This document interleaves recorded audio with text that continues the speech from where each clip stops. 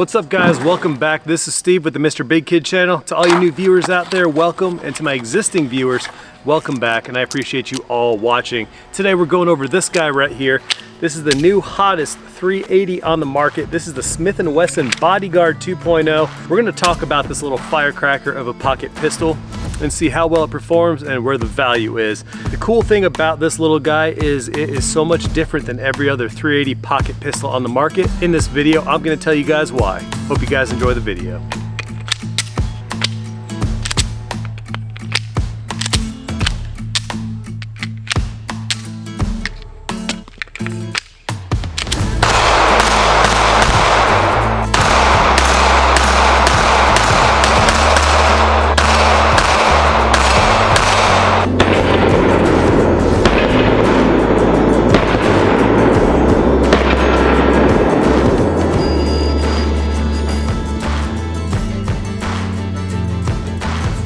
Alright, so let's talk about this little firecracker, the Bodyguard 2.0. So I'm going to give you guys my initial impressions. After firing a few hundred rounds through it, absolutely love this thing. It's a really cool little gun, and compared to the other micro pocket size 380s, this thing actually has a very minimal recoil impulse. I'm not sure if you guys have experience with the old Kel-Tec P3ATs, even the Bodyguard, the original Bodyguard, and then the Ruger LCP. All those little micro pistols, they actually are a little snappy.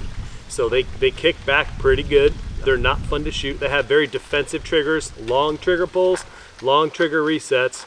But something about this Bodyguard 2.0, it's got the flat face striker fired action on it. And that thing, it feels amazing, especially on a tiny little micro pocket pistol like this one. Let's talk about some of the features that I really like, and that's gonna be, first of all, the styling. It's a very small profile, and that's what I really like. Comparison, this is what I considered a pocket gun before. So this one right here, this is my M&P 9 Shield Plus. This is the Performance Center version, but the Shield Plus. It has a very small profile. This does fire 9mm, but you have a 10-round flush fit mag and a 12-round extended mag with it. The thing is, this guy is so much smaller, the new Bodyguard 2.0. This also has a 10-round flush fit mag and a 12-round extended mag as well. Of course, you're shooting a round that's significantly weaker than the 9mm as well.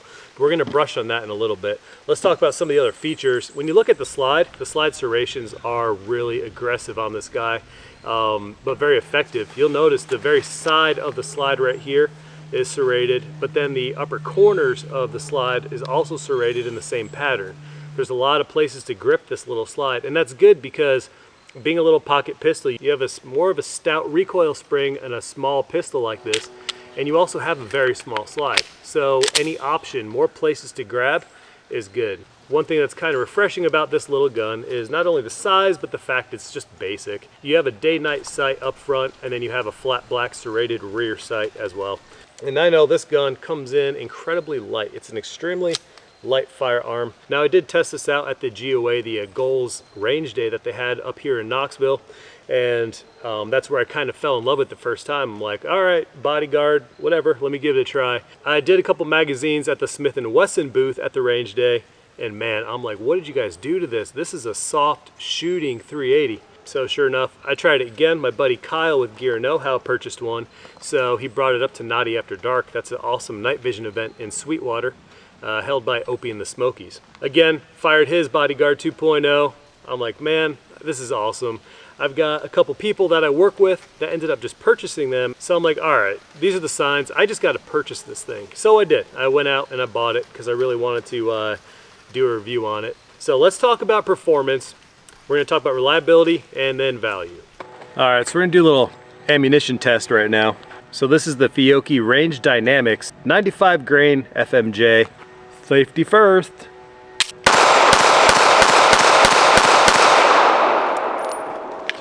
Now we got some of the S&B 92 grain FMJs.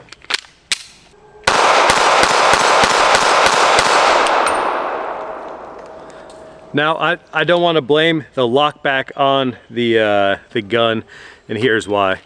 This gun is so small that when I'm holding it, my hands are literally riding on that slide hold open, slide release. So there's a good chance when I'm gripping the gun, I'm just keeping that thing from locking back. Let's do one more box.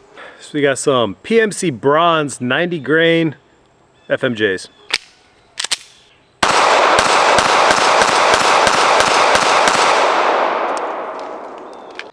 All right, so let's talk about the performance of this guy. And like I mentioned before, they've done some magic to this compared to the original Bodyguard. This thing shoots flat. For a little pocket gun, even for a 380, this is a very soft shooter. This guy, it just does a great job of keeping that recoil just straight back into your hand. Very comfortable to shoot. I feel like I can honestly shoot this thing all day. Pretty rare for a little pocket 380. That said, again, it is a 380. So 380 essentially is a short 9mm round. However, people have kind of migrated away from the 380 because it is weaker. 9mm can offer the same capacity, and it's just a much more powerful round. And I think a big thing is, even for those little pocket 380s, you're shooting a weaker round, but there's still a lot of recoil on those little mini guns, on those tiny little pocket guns. 380 can be a pretty spicy round when you're firing it. So I think what happened is, but now when you enter this Bodyguard 2.0, yeah, you're shooting that 380 round. However, the recoil is actually almost non-existent, meaning it's a fun gun to shoot. So now you have a tiny little gun that shoots that 380 round that doesn't even hurt to shoot, isn't annoying to shoot, and is actually fun to shoot. So the way I like to put this is, it's a little pocket gun, but it feels like it has the performance of a full-size gun minus your sight radius, which is really cool. And that's why I love my SIG, the P365 series. That's why I got a whole bunch of different models, because that gun shoots so well. So the performance is great. It feels accurate. I haven't had any failures. The only failure I can say I've had, the lockback not engaging, but that's purely 100% me. I can feel myself riding that slide release lever. So, I mean, when I'm shooting it, it's a small gun. My thumbs are literally resting on that. That's just my comfort point. So not a huge deal. When I'm conscious about keeping my thumb off of that lever, it locks back just fine. Cost. I paid $3.99 for this at the gun store, paid full price. After taxes, it was like $4.60. Tennessee tax is pretty stupid. So the cost, I think, is on par. You got a good capacity. When you open it, you get the gun and 2 magazines. You get a 12 rounder and a 10 rounder. Now I will say, loading that last round in the 12 rounder is kind of a pain in the butt. I mean, you gotta press hard. So I am able to get it. However, then you have to slam that mag in there if your slide is closed as well. That said, the 12 rounder and 10 rounder, the magazines seem to feed well. And I mean, you're getting a really cool gun for that $400 price tag. So yes, I think the value is absolutely there. So for a pretty basic little pocket gun, that Bodyguard 2.0 is a pretty sweet little shooter. Like I said, it's actually fun to shoot, and that's usually those pocket guns are not. Typically, for the most part, the smaller the gun, the snappier it is to shoot. Now, the fact they're able to make a little 380 feel like this says a lot about the gun. It's a cool shooter. If you guys have the opportunity to check it out, have a friend that bought one, or there's a gun store that's renting them out, I would absolutely recommend trying it out before you guys buy it. But I can almost guarantee if you're not buying it because you think it's a snappy 380, just like all the other small pocket guns out there, try it. That's all I can say. So Smith and Wesson did a great job with the Bodyguard 2.0. I've got some friends that have had some issues with theirs. Gear Know-How mentioned that it's really hard to pull that slide back, like it just doesn't want to get into that slide lock position. So like when he pulls the slide back, it's hard for him to pop up that lever. And sure enough, when I tried his out over at Naughty After Dark, I was experiencing that as well. So I thought I'd have the same issues, but right from factory, right from the box, this thing has no binding issues. It doesn't seem like it's having that. Granted, I have a sample size of 1, but out of the 3 I've fired, Kyle's is the one that had the slide that was having trouble getting back there. So hope you all like this video. If you have any comments, please leave them in the comment section below. And don't forget to please leave a like and hit that subscribe if you haven't subscribed to my channel.